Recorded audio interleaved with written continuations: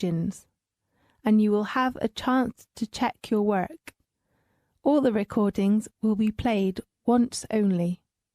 The test is in 4 sections. At the end of the real test, you will be given 10 minutes to transfer your answers to the answer sheet. Now turn to section 1.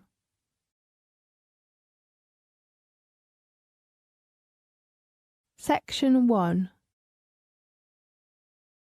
You will hear a conversation about travel. First, you have some time to look at questions 1 to 4.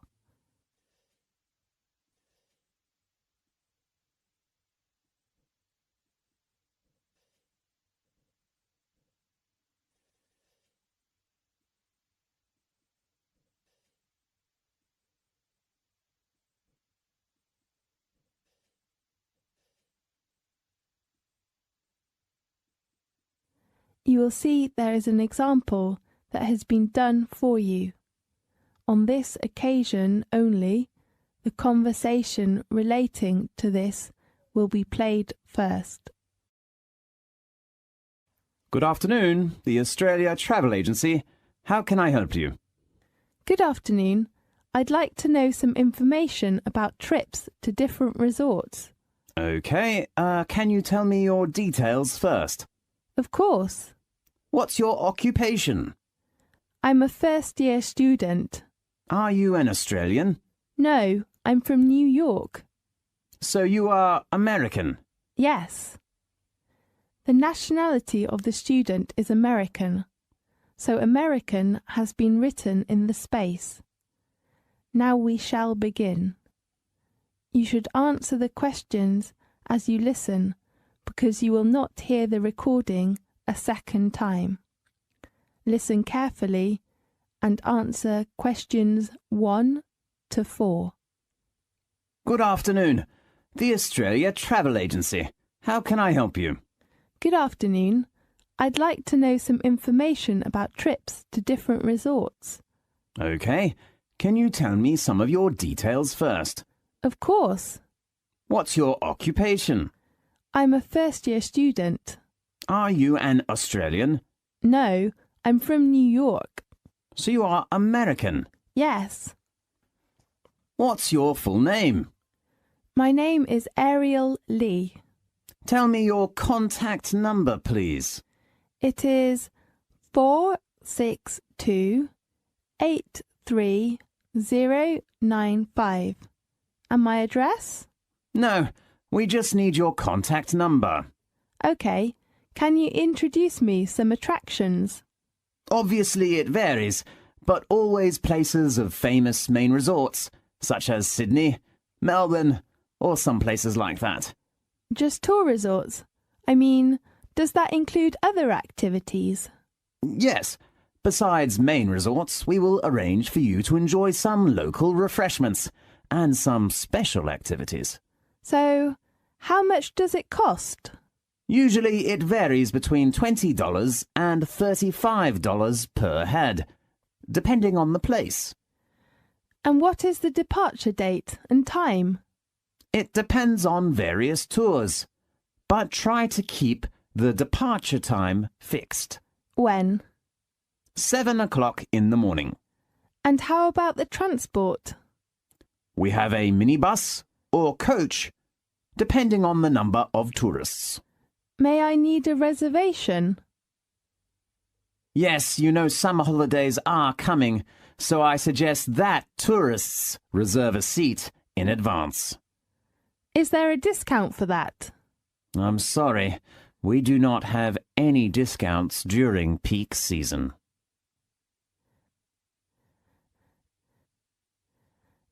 Now look at questions 5 to 10.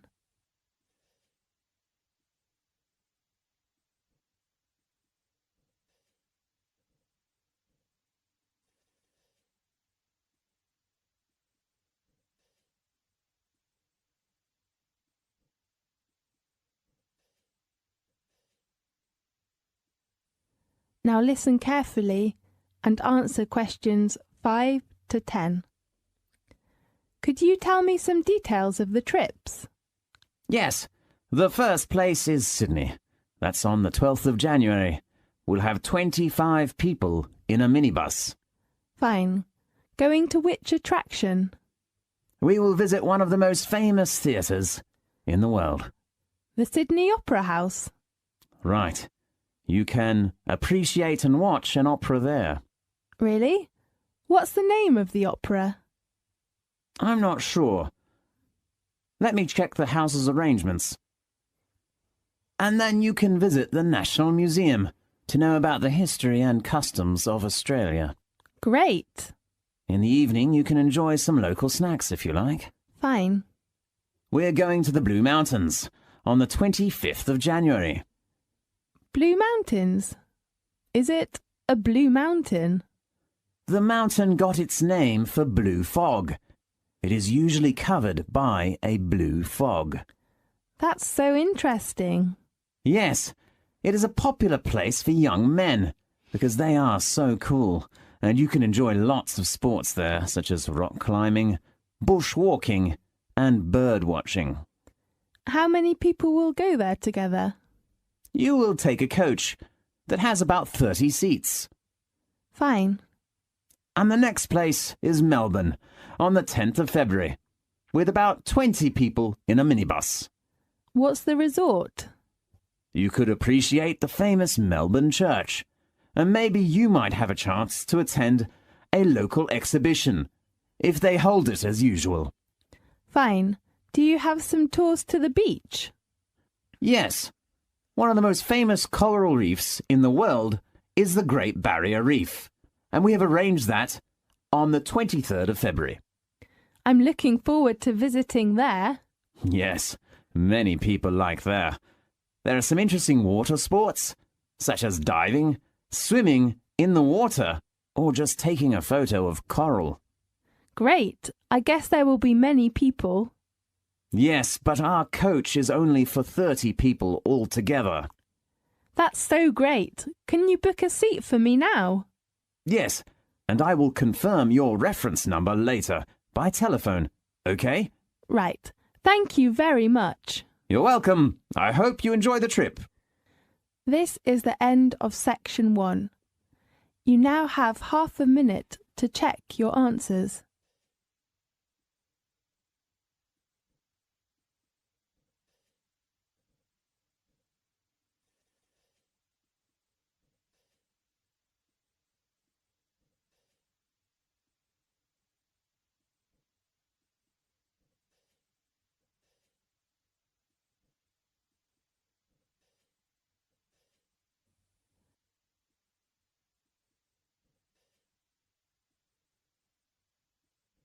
Now turn to section 2.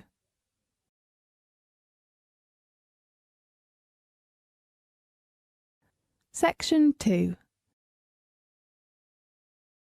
You will hear a conversation in a bank. First, you have some time to look at questions 11 to 15.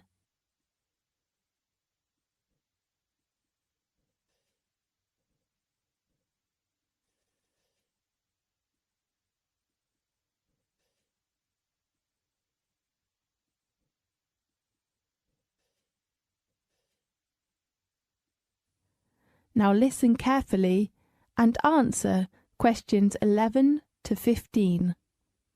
Good morning. I'd like to open a bank account, please. Good morning. What kind of account do you want to open? I'm not sure. Perhaps you can give me some suggestions. I only want to deposit money in the bank and pay all kinds of bills easily. Fine. I've got the application form here. First of all, can I have your full name, please? Richard Lee. Fine, Richard. What's your occupation? I'm studying a doctor's degree now, although I was a dentist before coming here. Well, so you're a student. What kind of account can you suggest for me? How about a deposit account? What's the difference between that and a current account? There are many differences, such as the interest rate, overdraft and service, and so on. Fine, I will take your recommendation. OK, Let's talk about the main two account cards of the deposit account. Fine. One card is called the Solo card, and the other one is named MasterCard. Which one is better for me? Let me introduce you to some differences of the two cards. Okay. The first one is annual interest rate. Which one is higher? Of course, it is the MasterCard. At present, its rate is 5.5%, but the Solo card is only 2.5%. Now look at questions 16 to 20.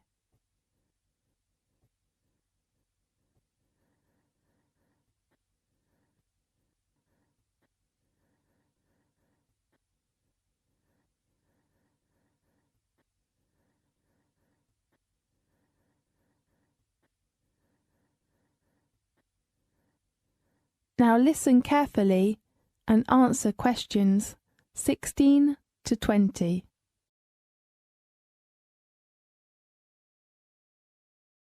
How about the other differences? The service supplied with the two cards. Could you speak specifically? We usually supply internet service and mobile service with all of the cards, of course including the Solo card. Yes, I'd like to ask for the service of mobile and...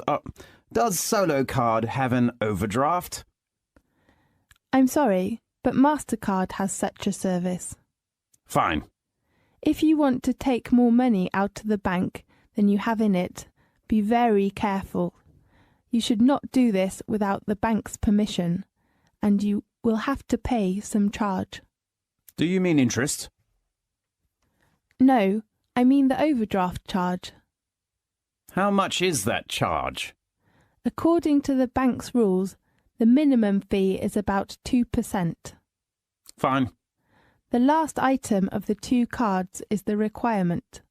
There is no limitation of the Solo card, but if you want to get MasterCard, you should deposit a minimum sum of £1,500 in the first time. Oh, what's the requirement of money? What do you mean? I mean I cannot deposit cash when I open a bank account. Don't worry, we accept cash and cheque or even money order. Great. So which card did you decide to open? I'd like to open the MasterCard. A good choice. How often would you like to receive your statement? Monthly, please. OK, the last one you should know is the opening time. Banks usually open from 9 a.m. until 4:30 p.m. from Monday to Friday, but most branches open until 3:30 p.m. on Saturdays. OK, I see. Thank you very much. You're welcome. This is the end of section 2. You now have half a minute to check your answers.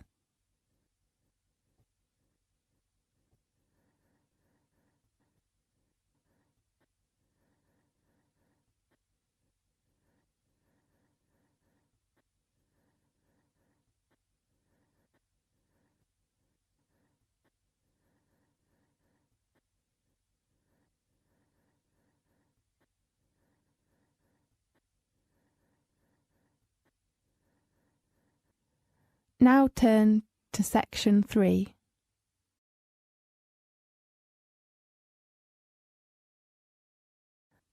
Section 3.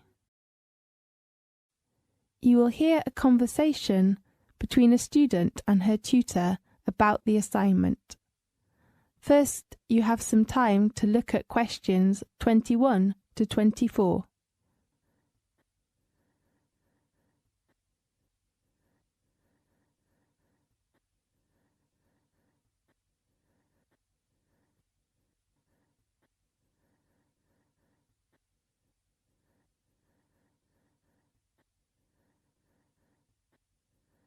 Now listen carefully and answer questions 21 to 24. Good morning. Oh, it's just hit 12. Good morning, Miss Potter. May I come in? Oh, Jerry, of course. Come in and take a seat, please. Thank you. Well, How about your assignment? Do you mean my paper? Yes. I still think about the draft, but I hope you can give me some help and suggestions. Of course. How long will it take you to finish your draft? I'm not sure. Maybe 3 days? My advice is that you should spend a lot of time on your draft. As you know, a good beginning is very important for a paper. A good draft can help you outline your paper and even benefit your argument. Okay, I will try my best to write up my work. Miss Potter, how many parts are in the paper? Generally speaking, there are 4 parts and references. So there are 5 parts. Right. Contents, introduction, main body. And conclusion? Yes, and a bibliography. So how about the word limitation of my paper? According to the requirements, you have to write at least 3,000 words, and not over 5,000. Okay, 3 to 5,000. Right. How about your research? I haven't begun to do the research. Why? Because I'm not sure about the research method. I cannot decide to use which one now. I remember I suggested you to use the method of interview. Yes, but I think maybe questionnaire is better for my work. Really? Tell me your reason. I have to spend some time of the day on a part-time job, so I think maybe a questionnaire is a good way to collect the data that I need. Fine. Oh, do you search resources or data from the internet? Yes, I think it's a good way to collect data, and as you know, it can help save lots of time. Jerry, in fact, many students do most of their research on the internet. You might think that it is an easier way to get resources, but most data are from highly unreliable resources, so be critical. Okay, I will pay attention to that. Now look at questions 25 to 30.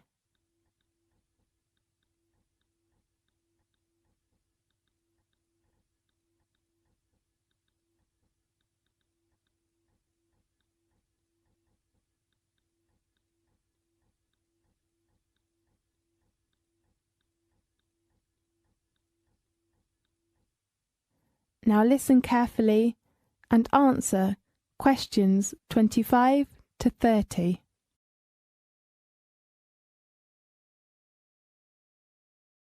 Then, there are some things you should consider when you write the paper. Okay. Be careful with your references and quotations, and do not share other people's work. You should write clearly about reference books and do not forget to acknowledge the original writers. Otherwise, you will be failed for plagiarism. Okay, I've got it. The other point is... Deadline? No, deadline is the date of handing in your work.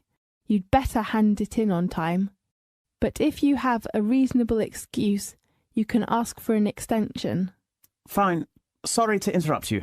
That's okay. The other point you should pay attention to is your research data. Okay, I will write them clearly. Oh, Miss Potter, could you recommend to me some good reference books about the topic of my paper? Fine.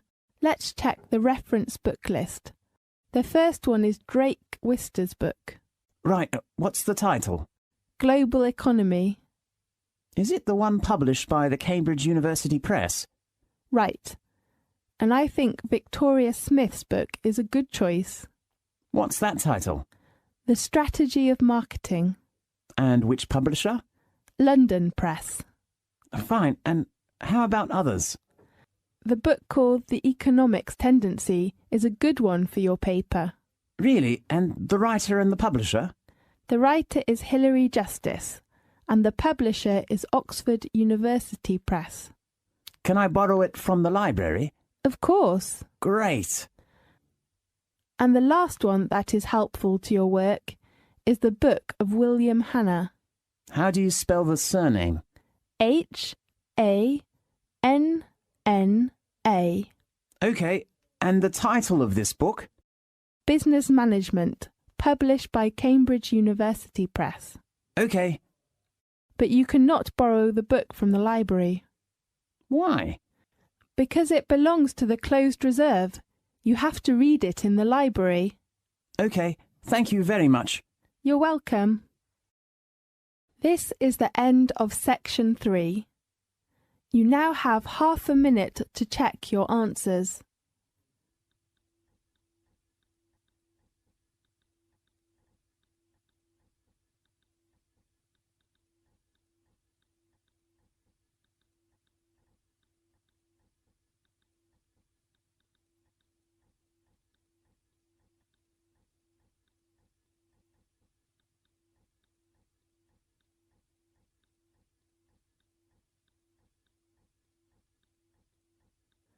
Now turn to section 4.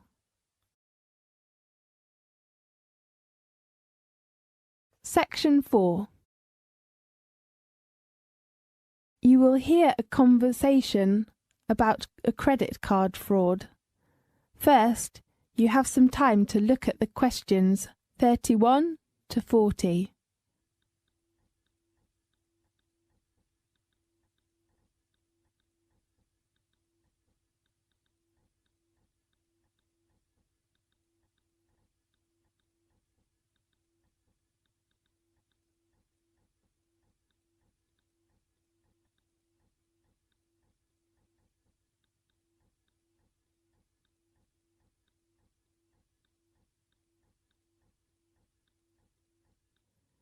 Now listen carefully and answer questions 31 to 40. Hello.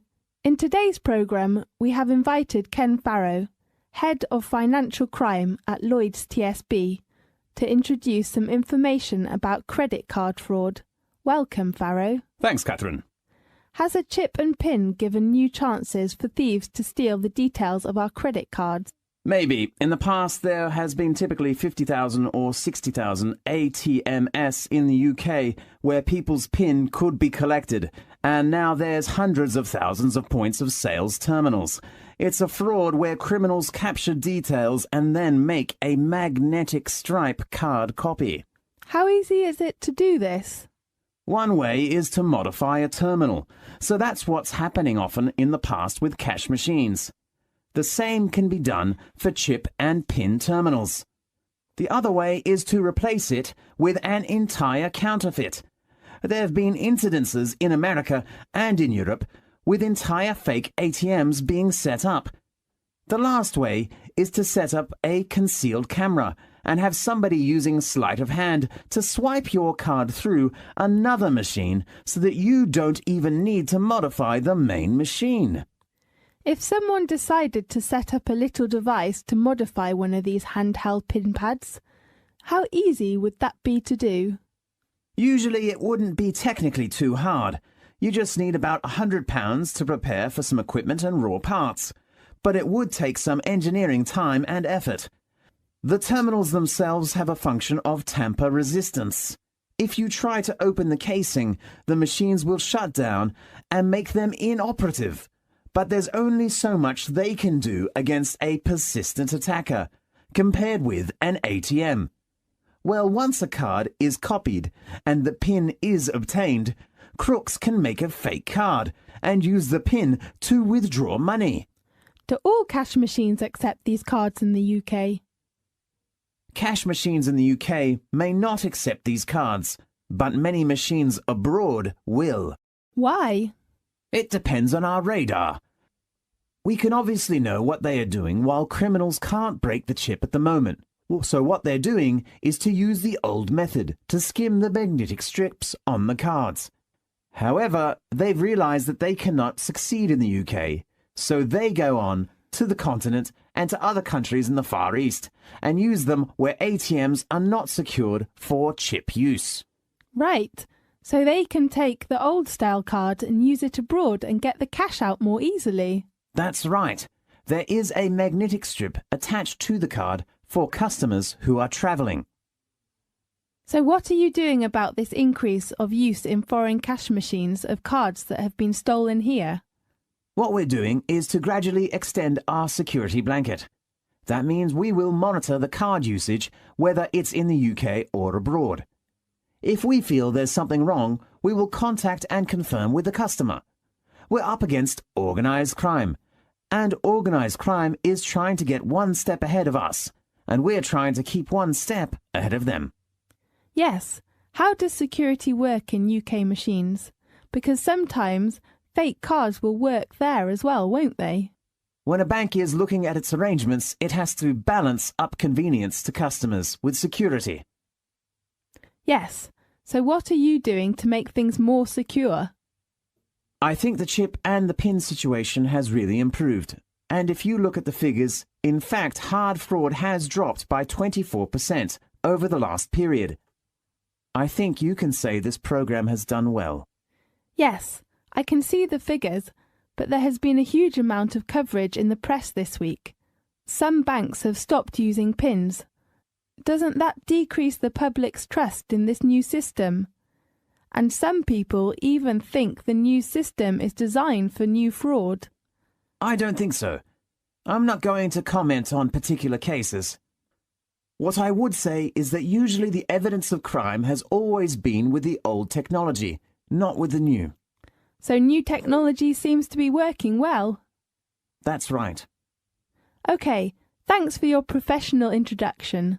See you next time. See you. This is the end of section 4. You now have half a minute to check your answers.